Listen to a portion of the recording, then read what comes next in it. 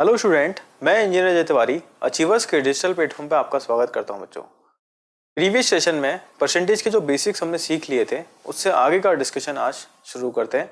बच्चों, क्वेश्चन आपके सामने स्क्रीन पे लिखा हुआ है, ठीक है। समझते हैं क्या है कॉन्सेप्ट और कैसे इस क्वेश्चन को सॉल्व करने का सही तरीका होगा, ठीक है। चलिए, बड़ी आसान सा क्वेश्चन है लेकिन ये कंसेप्ट है, इस कंसेप्ट को हमें तैयार करना है। इसके ऊपर बेस क्वेश्चन आता है, अलग अलग मैनर्स में क्वेश्चन आता है, ठीक है। कैसे कैसे बोला गया है, एक ही इनकम बी की इनकम से 25% ज्यादा है, तो बताइए बी की इनकम ए की इनकम से कितना परसेंट कम होगी, ठीक है। A's income is 25% more than B's income, then how much percent B's income less than A's income, ठीक है। तो बच्चों, इस क्वेश्चन को कैसे सॉल्व करना है समझो। सबसे पहले बेसिक तरीका, कंपैरिजन किसका किससे हो रहा है। एक पर्सन ए है, दूसरा पर्सन कौन है, बी। अगर मैंने बोला ए का इनकम बी के इनकम से 25% ज्यादा है, तो मैंने बोला अगर तुम 100 रुपए कमाते हो, अगर तुम 100 रुपए कमाते हो तो ए कितना कमाना शुरू करेगा बताओ। इस जगह 25% ज्यादा, अगर तुम 100 रुपए कमाते हो तो वो 25% ज्यादा ज्यादा, तो 100 का 25% कितना हो गया, 125।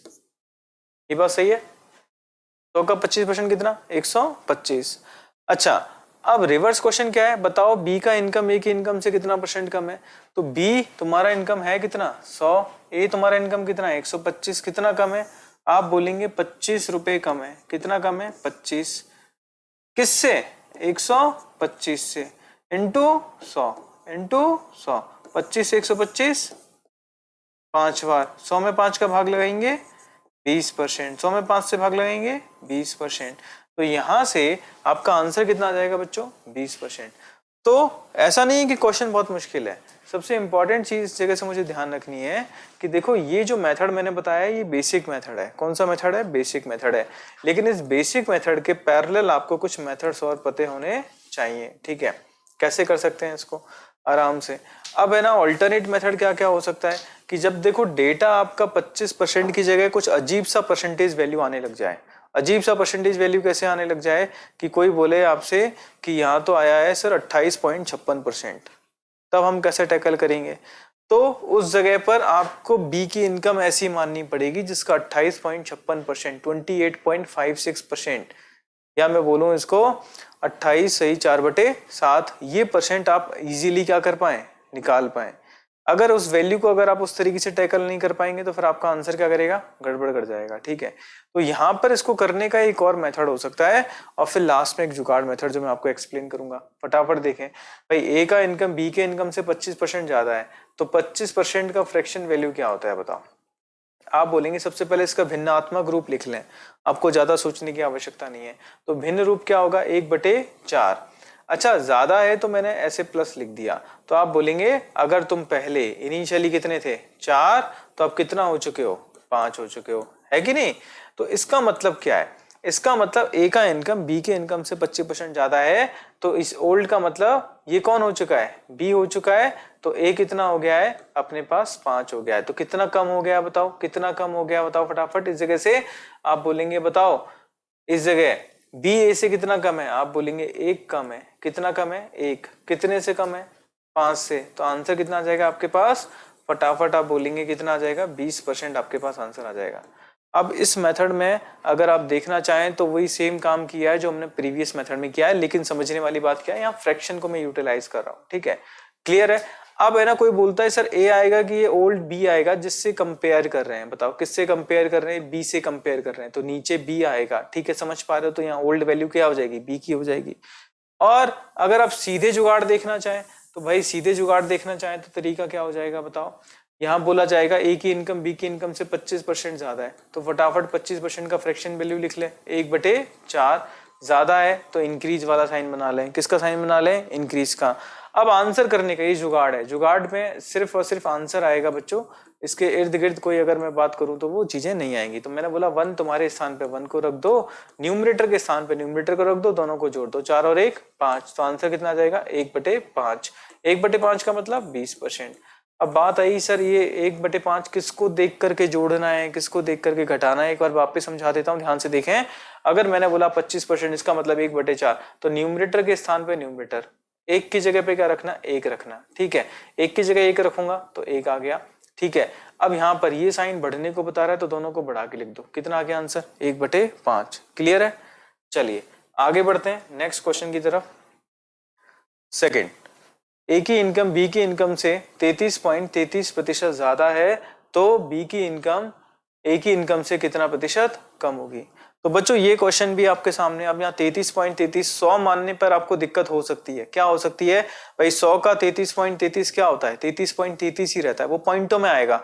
अगर वो पॉइंटों में आएगा इसका मतलब क्या हो गया, अब आपको कैलकुलेशन करना हो गया मुश्किल। तो इसीलिए बेसिक मेथड के थ्रू जाएं। तो बेसिक मेथड के थ्रू अगर मैं जाऊं तो फ्रैक्शन में कन्वर्ट करो। बताओ 33.33 का मतलब क्या हो गया बच्चों, 1/3 हो गया। ये बात मैंने आपको बताई है। अब इसको आप चाहें तो पिछला जो एक रेशियो वाला मेथड बताया उससे कर लो या सीधे जुगाड़ मेथड। तो 33.33% क्या है, ज्यादा है, अधिक है, अधिक है कि नहीं। तो अधिक का मतलब ऐसे इंक्रीज वाला साइन बना लिया। किसका साइन बना लिया, इंक्रीज वाला साइन बना लिया। इसके बाद क्या करेंगे, एक तुम्हारे स्थान पे किसको रखना है, एक को रखना है, और ये साइन बढ़ने को बता रहा है, दोनों को बढ़ा के लिख दो। 1 + 3 कितना हो गया, 1/4, और यहां से 1/4 क्या हो जाएगा, कम हो जाएगा। तो कितनी इनकम कम हो गई, 25% कम हो गई। क्लियर है, ये बात समझ में आई होगी आपको, यस और नो। ठीक है, आगे बढ़ जाते हैं नेक्स्ट क्वेश्चन की तरफ। आपके पास है क्वेश्चन नंबर 3। यहां बोला गया है ए की इनकम बी की इनकम से 44.44% अधिक है। होपफुली क्वेश्चन दिख रहा होगा सबको। 44.4% अधिक है, तो बताओ बी का इनकम ए के इनकम से कितना परसेंट कम होगा। चलिए, तो सबसे पहला पॉइंट तो मुझे ये बता दो बच्चों, 44.44% को आप जानते हो कि नहीं जानते हो। 44.44% को आप जानते हो।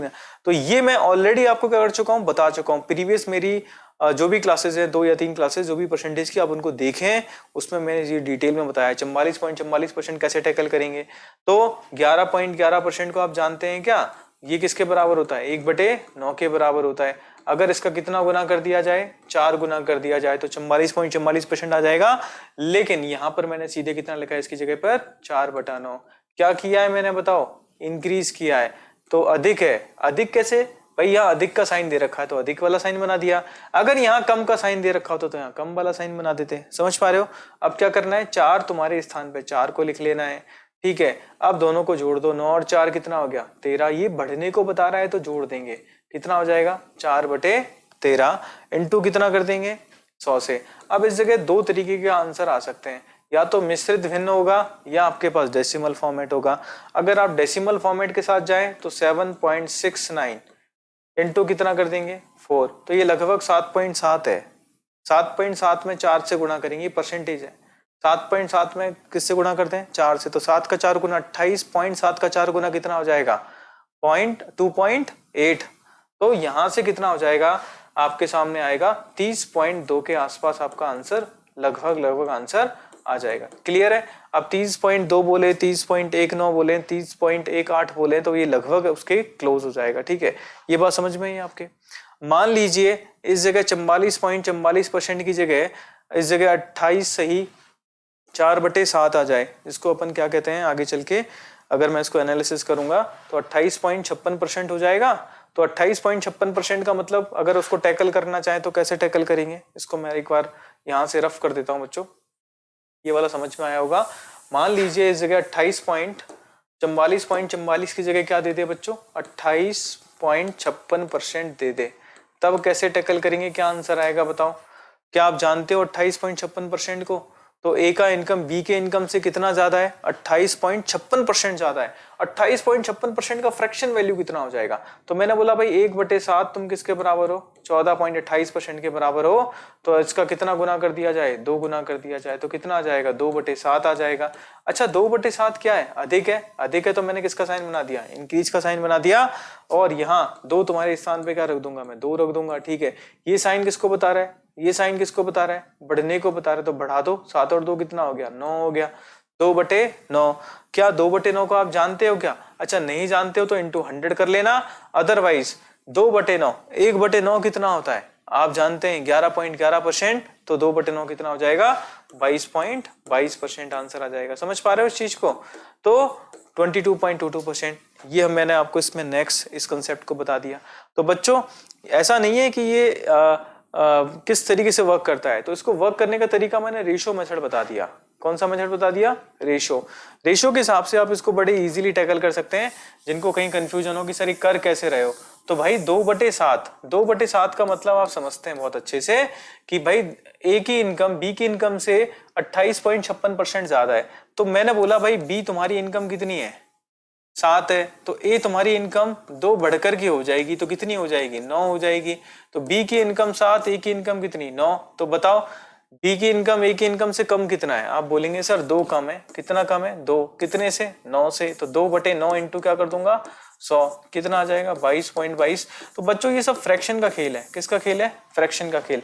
जितना अच्छे से आप फ्रैक्शन पे कमांड करेंगे उतने ज्यादा आपके आंसर्स के सही होने के चांसेस बन जाएंगे। ठीक है, चलिए आगे बढ़ते हैं नेक्स्ट क्वेश्चंस की तरफ। ठीक है, क्वेश्चन नंबर 4, ए की इनकम बी की इनकम से 25% कम है। ए की इनकम बी की इनकम से कितना कम है? 25% कम है बच्चों। तो फटाफट सवाल करते हैं, कैसे सॉल्व करेंगे इस क्वेश्चन को। और फिर पूछा है बी की इनकम ए की इनकम से कितना ज्यादा है, तो ये उसी तरीके का क्वेश्चन हो गया जैसा हमने पिछले क्वेश्चन किया था। तो यहाँ पर सीखने वाली बात क्या है इस जगह बच्चों? सीखने वाली बात इस जगह से ये है कि ये पर्सन ए, ये पर्सन मेरा बी, ठीक है, और यहाँ पर ए का इनकम बी की इनकम से 25% कम। अगर इसको 100 माना तो ये कितना हो जाएगा? 75 हो जाएगा। क्यों? क्योंकि ये इससे कितना कम है? 25% कम है। तो 100 का 25%, 25 कम तो कितना हो जाएगा? 75। ये बात समझ में आ रही होगी।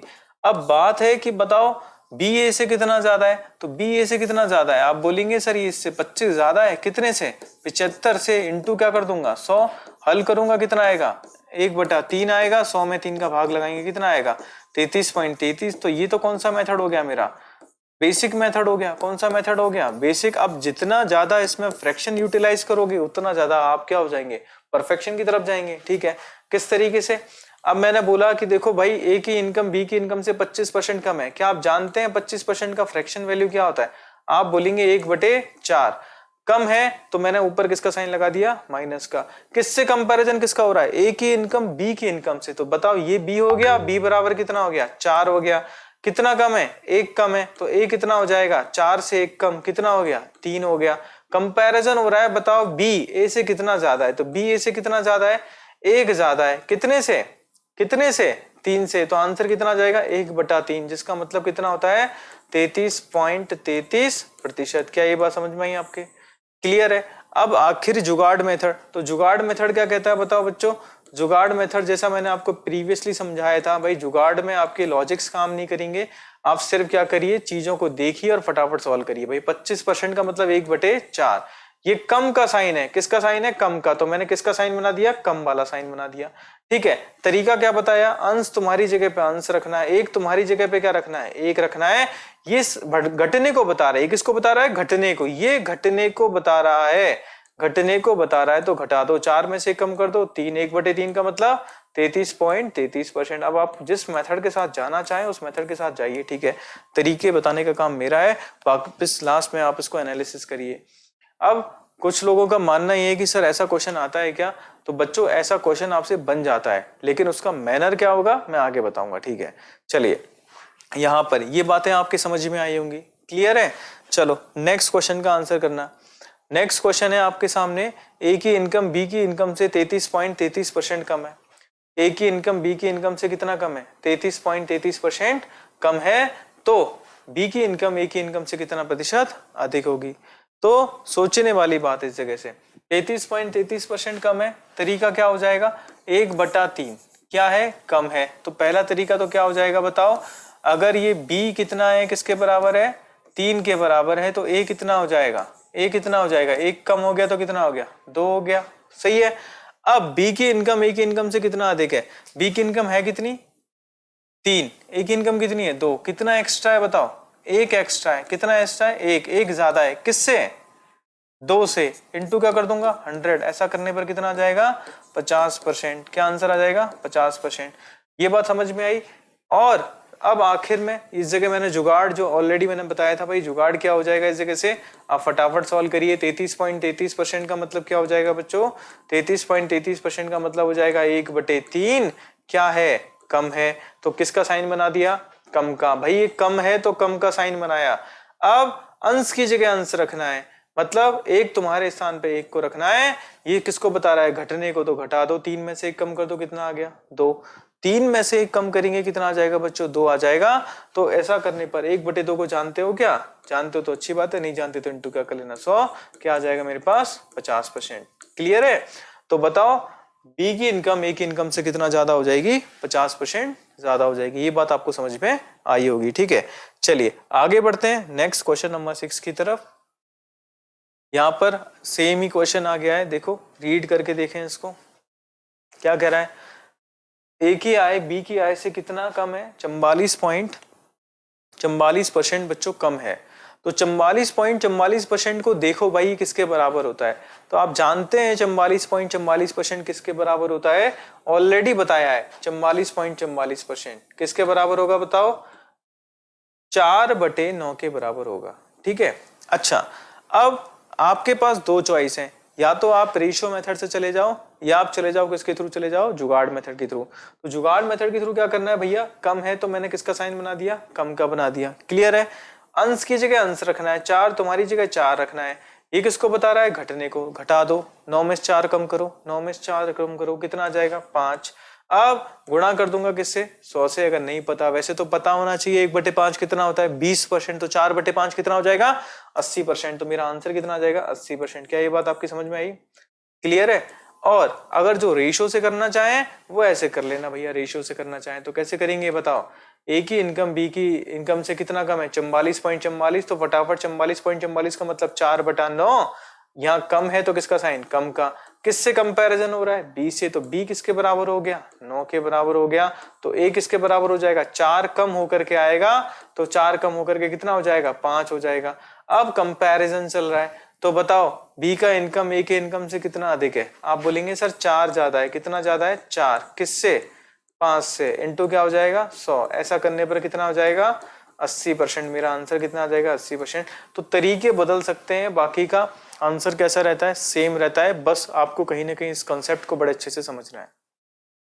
क्लियर है बच्चों? तो ये हमारा टाइप नंबर 1 है। अब इसको मेन टाइप 1 में कन्वर्ट करना है, तो मेन कंसेप्ट की तरफ हम लोग जाते हैं। क्या कंसेप्ट है उसकी तरफ मूव करते हैं बच्चों। तो कंसेप्ट इस जगह से आपके सामने ही आता है, मेन टाइप 1। अगर मैं बात करूं इस जगह मेन टाइप 1, समझना काफी इंपॉर्टेंट है। मेन टाइप 1 क्या है? ध्यान से देखो। मेन टाइप 1 के अनुसार देखो, अगर कभी भी कोई भी दो टर्म्स किसके अंदर दी जाए? मल्टीप्लाई के अंदर दी जाए। किसके अंदर दी जाए बच्चों? मल्टीप्लाई। मल्टीप्लाई का मतलब किस में होनी चाहिए? गुणा के रूप में होनी चाहिए। किसके रूप में होनी चाहिए? प्रोडक्ट के रूप में होनी चाहिए, गुणा के रूप में, in the form of production होना चाहिए। ठीक है, अच्छा आगे कुछ ना कुछ रिजल्ट आएगा। आगे कुछ ना कुछ क्या आएगा? रिजल्ट आएगा। ये क्या है? परिणाम है, रिजल्ट है। अगर मैं इसको मतलब इंग्लिश में बोलूं तो रिजल्ट हो जाएगा, हिंदी में परिणाम। ठीक है, अब समझना वेरी इंपॉर्टेंट। इस कंसेप्ट को, इस लॉजिक को अपन सीख लेंगे, जिससे आगे इस तरीके का कोई भी क्वेश्चन आएगा उसमें हमें कोई दिक्कत नहीं होगी। समझो बच्चों क्या है लॉजिक। अगर आपको बोला जा रहा है कोई भी दो टर्म्स किसके अंदर है? गुणा के रूप में। अगर आपसे क्या बोला जाए, मेरे को रिजल्ट अपना क्या रखना है? समान रखना है। रिजल्ट क्या रखना है? सेम रखना है। और अगर आप फर्स्ट टर्म को क्या कर देते हैं? इंक्रीज कर देते हैं। फर्स्ट टर्म को क्या कर देते हैं? इंक्रीज कर देते हैं, तो दूसरे वाले को आपको घटाना पड़ेगा। आपको दूसरे वैल्यू को घटाना पड़ेगा। क्यों होगा भाई? ये तो बैलेंस नहीं होगा ना। अगर एक बढ़ रहा है तो दूसरे को क्या करना पड़ेगा? डिक्रीज करना पड़ेगा, जिससे मेरा नेट क्या आ जाए? सेम आ जाए। ठीक है, ये बात क्लियर है? अच्छा क्यों है? अगर आप इसको और अच्छे से समझना चाहें, जब मैंने बोला फर्स्ट और सेकंड टर्म का प्रोडक्ट आपका ये रिजल्ट आ रहा है, तो first term is inversely proportional to second term. तो सेकंड बढ़ेगा तो फर्स्ट क्या हो जाएगा? घट जाएगा, और सेकंड घटेगा तो फर्स्ट वाला क्या हो जाएगा? बढ़ जाएगा। और ऐसा करने पर इनके रेशियो, इनके अनुपात भी क्या होते हैं? बदल जाते हैं। रेशियो भी क्या हो जाते हैं? इंटरचेंज हो जाते हैं। अब आपका मानना ये है कि सर इस लॉजिक का पिछले लॉजिक से क्या लेना देना है? तो देखो क्या लॉजिक है, इसको समझ लेते हैं। अगर मैंने बोला, अगर कोई भी ऐसी दो टर्म्स कि भाई मैंने क्या कर दिया? फर्स्ट टर्म को कितना बढ़ा दिया है? 25% बढ़ा दिया है। कितना बढ़ा दिया है? 25% बढ़ा दिया है। और रिजल्ट कैसा रखना है? पहले के समान। पहले के समान। तो बताओ दूसरे वाले में कितने प्रतिशत की कमी करनी पड़ेगी? तो इसको आप बड़े आसान तरीके से समझ सकते हैं। किस तरीके से? चलिए इसको समझा देता हूं कि अगर मैंने इसको 25% बढ़ा दिया है, पहले वाले को, इसको मैं एक बार रफ कर देता हूं इस जगह से। कैसे? फर्स्ट टर्म को मैंने कितना इंक्रीज कर दिया है, फॉर एग्जाम्पल 25% क्या कर दिया है, बढ़ा दिया है। रिजल्ट क्या रखना है, सेम। तो दूसरे में क्या परिवर्तन होगा, दूसरे में क्या परिवर्तन होगा, ये अगर मुझसे पूछा जा रहा है, अगर ये मेरे से पूछा जा रहा है, तो समझने वाली बात क्या है इस जगह से, 25% बढ़ा दिया है तो 25% का मतलब क्या होता है बच्चों, 1/4 बढ़ा दिया है। तो मैं क्या बोलूंगा, भाई पहले तुम कितना थे, 4, कितना बढ़ गए, 1, तो हो कितने गए हो तुम, 5। सही है। तो ये फर्स्ट टर्म के अंदर के चेंज हो गया। तो सेकंड टर्म क्या हो जाएगा, जस्ट उल्टा काम करेगी। क्यों काम करेगी, क्योंकि रिजल्ट कैसा है, सेम है। तो ये दो एक दूसरे के कैसे हैं, व्युत्क्रमानुपाती हैं। तो व्युत्क्रमानुपाती हैं तो अनुपातों के अंदर भी क्या रहेंगे, व्युत्क्रम प्रॉपर्टी शो करेंगे। तो यहाँ कितना आ जाएगा, 5 से 4। अब आप बोलेंगे सर 5 से 4 हो गया है दूसरा टर्म, तो दूसरा टर्म 5 से 4 हो गया है, तो बताओ कितनी कमी आ गई है, 1 की कमी आ गई है। कितने से, 5 से। आंसर क्या करेंगे आप, 20% की क्या हो गई है, कमी हो गई है। 20% की क्या हो गई है, कमी हो गई है। अब ये चीज आपको पहचाननी है कि चीजें गुणा में है कि नहीं है। अब गुणा में है कि नहीं, गुणा से क्या होता है, सक्सेसिव का रोल होता है बच्चों।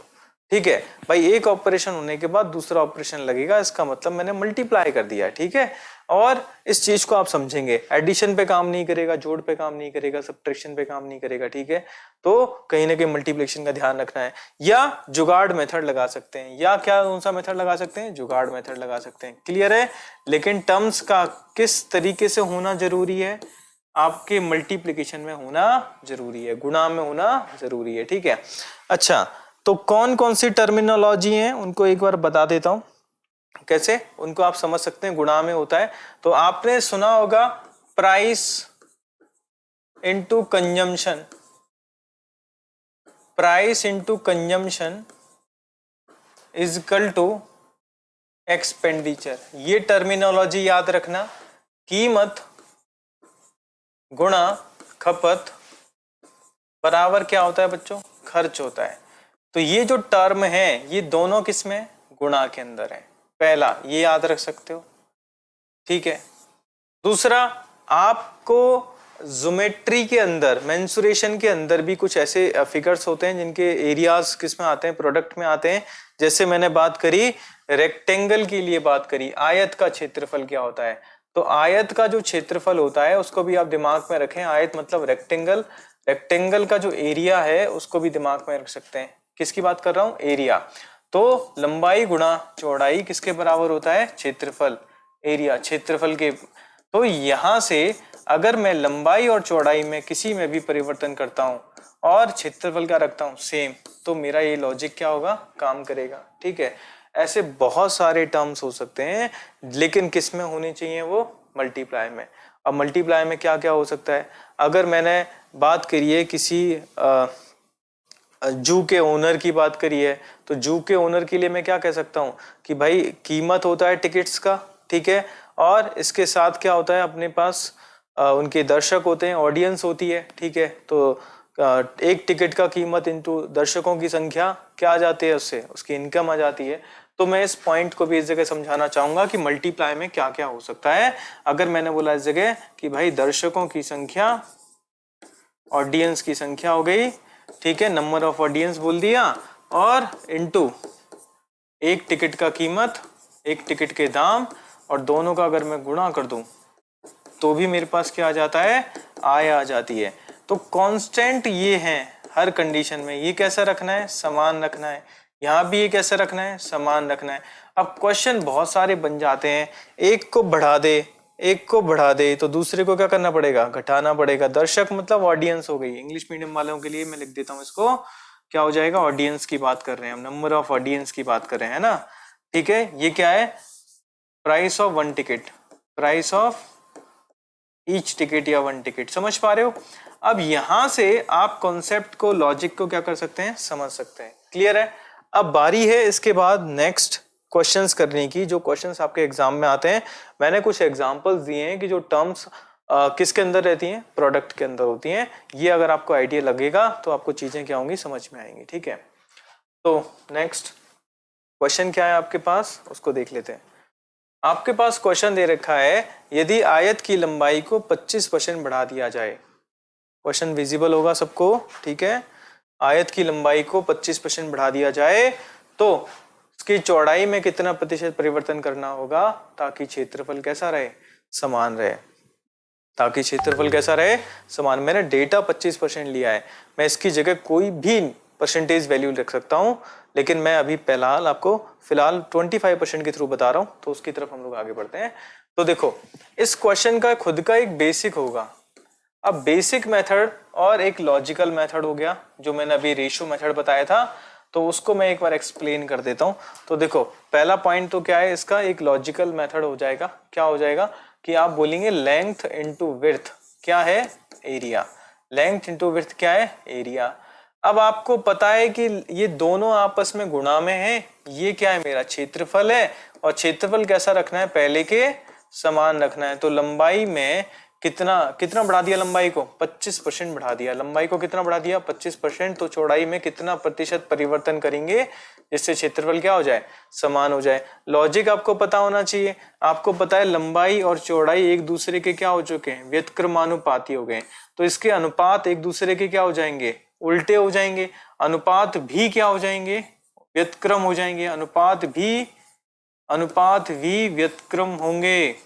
व्युत्क्रम समझ पा रहे हो, उल्टे होंगे, उल्टे। अब उस उल्टे का मतलब क्या है समझना एक बार। अगर मैंने यहाँ लिखा है लंबाई, यहाँ लिखा है लंबाई, ठीक है, ध्यान से सुनना। तो बताओ, सबसे पहले मुझे बता दो इस जगह कि यहाँ लंबाई 25%। 25% का मतलब क्या होता है, 1/4। क्या हो गया, बढ़ गया।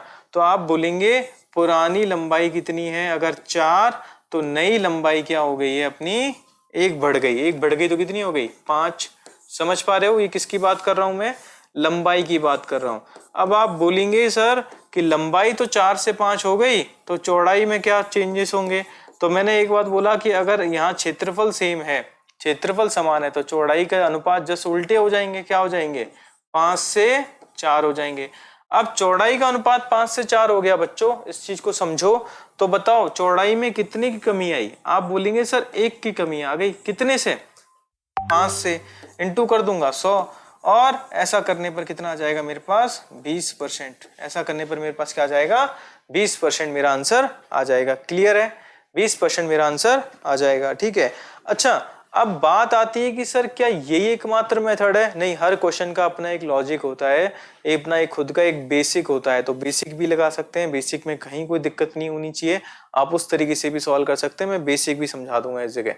लेकिन अब जुगाड़ क्या होगा, तो एक बार जुगाड़ देख लो, फाइनल जुगाड़ देख लो। जुगाड़ क्या कहता है, जुगाड़ यही कहता है भाई लंबाई इंटू चौड़ाई किसके बराबर है, एरिया। ये कैसा रखना है, सेम।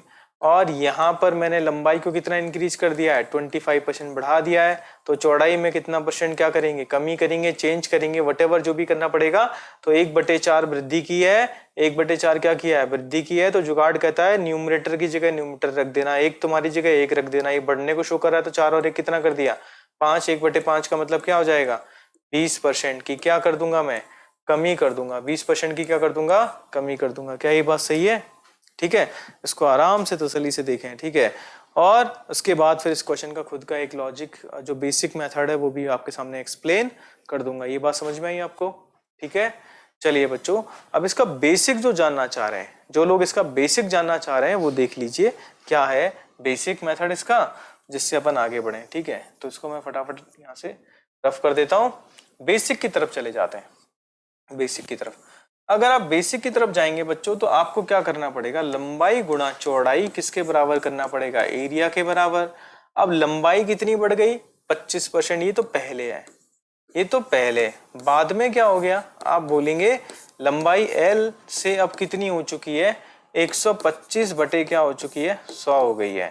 चौड़ाई अब पहले से कुछ बदल गई है, B डैश कर दिया है।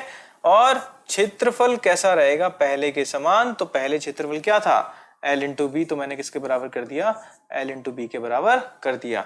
L से L क्या हो गया, कैंसिल आउट हो गया। B डैश को B के नीचे लेके आ जाओ, तो B अपॉन B डैश किसके बराबर, 125 बटे 100 के बराबर हो जाएगा। काटेंगे कितना आ जाएगा, 5/4। तो आप बोलेंगे पहले चौड़ाई 5 थी, अब कितनी हो गई, 4। घटी कितनी, 1। कितने से, 5 से। तो क्या आंसर आ जाएगा मेरे पास, 20% मेरा आंसर आ जाएगा। तो ये एक मेथड मैंने आपको बताया, डेटा चेंज कर सकता हूँ, 25% की जगह कोई भी फ्रैक्शन वैल्यू ले सकता हूँ जो मैंने आपको ऑलरेडी बताई है, ठीक है। उनमें से किसी डेटा को लूंगा, उसके बाद एनालिसिस करूंगा तो भी मेरा आंसर मेरे को मिलेगा, ठीक है। तो वो तरीके मैं आगे बताऊंगा, एक्सप्लेन करूंगा आपको किस तरीके से। चलिए तो आगे बढ़ते हैं। नेक्स्ट ये मेन टाइप 1 के बाद नेक्स्ट सेकेंड क्वेश्चन क्या है, क्वेश्चन को पढ़ो, ठीक है। क्या कह रहा है क्वेश्चन, क्वेश्चन को रीड करो।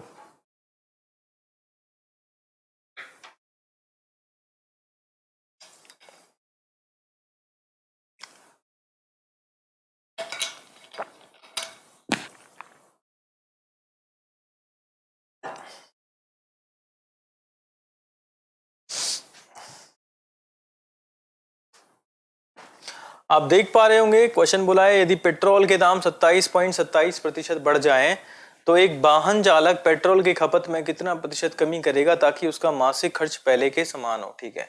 बच्चों ये बड़ा ही फेवरेट क्वेश्चन है, इस पे कई तरीके का क्वेश्चन बनता है। ऐसा भी बोला जाता है यदि चीनी के दाम इतने बढ़ जाएं तो एक हाउस वाइफ अपने चीनी की खपत में कितना कमी करेगी जिससे उसका मासिक व्यय मासिक खर्च कैसा रहे समान है। ये क्वेश्चन बड़ा बनता है, ठीक है। उसमें डेटा चेंज हो जाता है। यहाँ मैंने 27.27% को टैकल किया है, वहां पर आपके पास हो सकता है कि कोई आसान सा डेटा आ जाए, जैसा पिछला क्वेश्चन था 25%, हो सकता है उस जगह और आसान 10%, 8%। ये बड़े सिंपल से डेटा से इनको इस्तेमाल करेंगे, ठीक है। 27.27% को फटाफट टैकल करो। 27.27% को आप जानते हो क्या, सबसे पहले तो ये बताओ। सोल्यूशन बता देता हूँ, दो मेथड बता रहा हूँ, ठीक है। एक तो जुगाड़, सबसे पहले जुगाड़ देख लो भाई। जुगाड़ क्या कहता है, जुगाड़ तो फटाफट आंसर कर देगा, ठीक है। आपको पता है कीमत गुणा खपत बराबर क्या होता है, खर्च। ये बात आप बहुत अच्छे से जानते हैं, ये ऑलरेडी मैंने बता दिया। तो खर्च कैसा रखना है, पहले के समान रखना है, सेम रखना है। कीमत को कितना हाइक कर दिया है, 27.27% क्या कर दिया है, बढ़ा दिया है। खपत में क्या चेंजेस करेंगे, तो 27.27% का मतलब कितना होता है, 3/, जल्दी बताएं। 27.27 का मतलब हो जाएगा 3/11। सही है। जुगाड़ मेथड पहले बता रहा हूं, तो यहां मैंने इंक्रीज का साइन बता दिया, तो 3 तुम्हारी जगह पे कितना हो जाएगा, 3 हो जाएगा। और ये किसको बता रहा है, बढ़ने को बता रहा है, तो 3 और 11 कितना हो जाएगा, इस जगह से 3 और 11 कितना हो जाएगा, 14 हो जाएगा। सही है। 3 और 11 कितना हो जाएगा, 14 हो जाएगा। और 1/14 किसके बराबर है, 7.14% के बराबर है। 7.14% के बराबर है। तो फटाफट इसमें क्या करिए, या तो 100 से मल्टीप्लाई कर दीजिए, तो 7.14 का कितना गुना, 3 गुना, कितना हो जाएगा यहाँ से 21.42% मेरा आंसर आ जाएगा। क्लियर है। 21.42% मेरे पास मेरा आंसर आ जाएगा, दिक्कत नहीं होना चाहिए इस जगह से। तो उम्मीद करता हूँ बच्चों आज की क्लास में आपको चीजें समझ में आई होंगी। बाकी की मिलते हैं नेक्स्ट क्लास में। आज के लिए इतना ही, गुड बाय, ठीक।